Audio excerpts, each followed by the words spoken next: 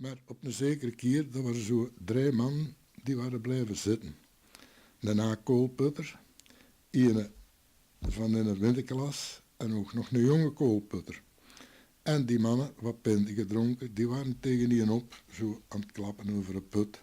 En over een kool, en over een steen, en over een Hawaii, en over een trein die failliet gegaan was, en zo van dat ding allemaal.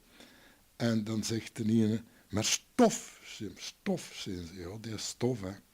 En wel, zei die jonge koolputter, ik werk na 5 jaar in een put, en kun je geloven, als ik zanderdaags, dat als ik uit de put gekomen ben, en ik tuf, dat er nog juist een zwetbulken is.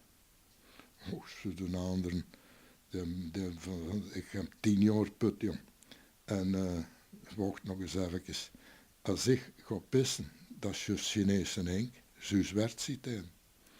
Enfin ja, dat blijft zo. Ze drinken nog een pint of 2, 3. En dan zegt hij, koolputter, och mannen, zijn wacht nog eens even.